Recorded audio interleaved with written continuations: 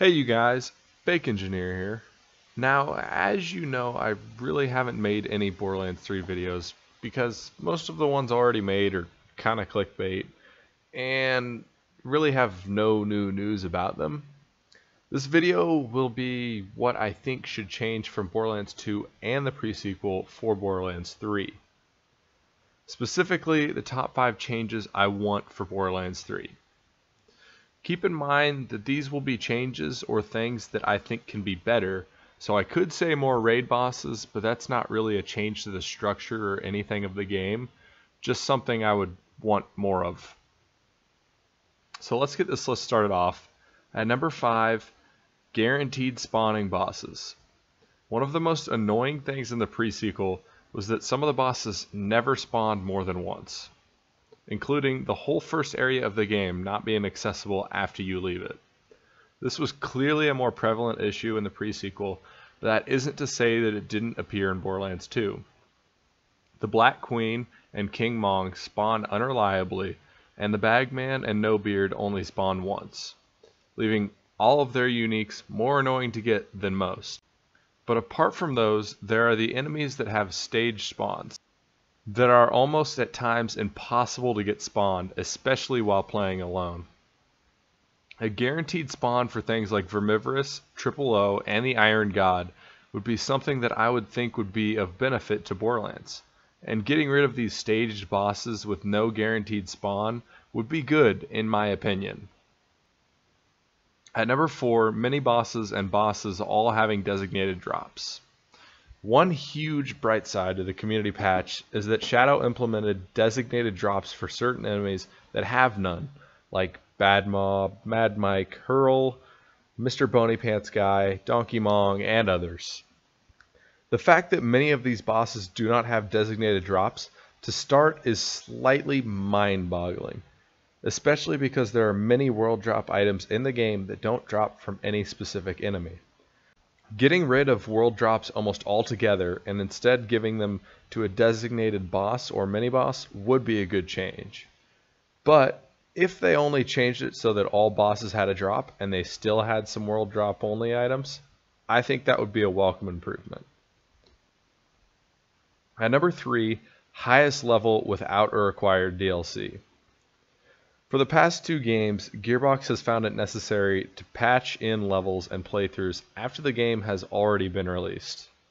While the pearlescence some of those added are a welcome addition, the fact that you have to pay extra to get to the true end game of a game is a terrible design. So whether they decide the end level to be 70 or 72, when Borderlands 3 first releases, you should be able to reach that level.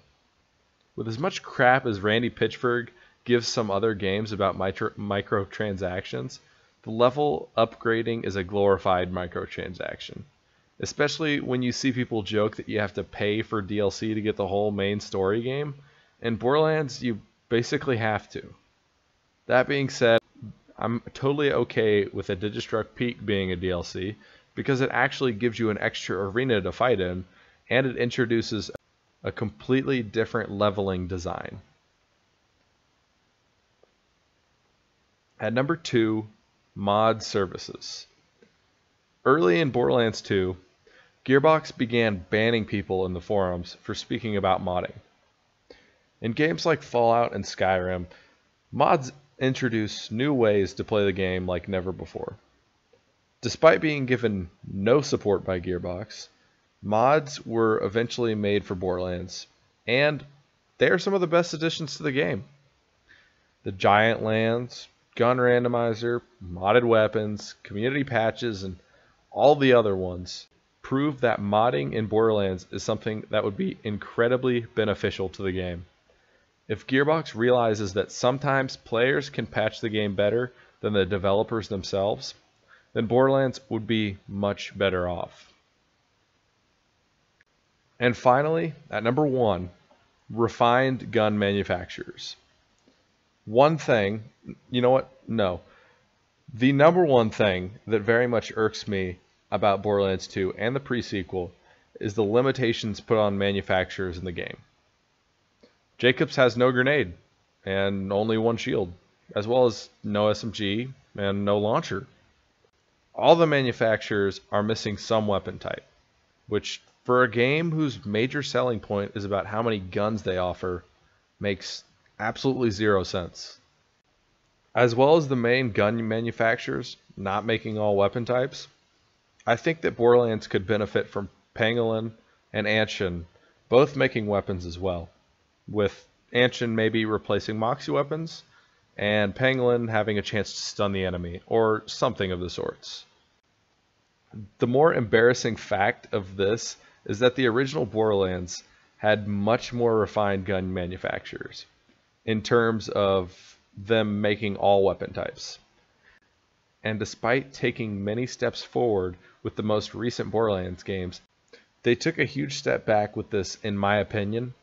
And if they made it in Borderlands 3 so that every manufacturer makes every type of weapon possible, it would be a huge step forward, in my opinion. Well, that concludes my list. I just felt as though I needed to put this out there. I realized that most of Borderlands 3 is most likely already made, and for the most part, videos like these are kind of beating a dead horse. They've definitely been made before, but I'm not sure if people have talked much about ideas like this that I've had, especially with the gun manufacturers. Obviously, the leveling system has definitely been brought up, but I figured I'd just bring them forward, just to bring them forward, because I felt as though I wanted to.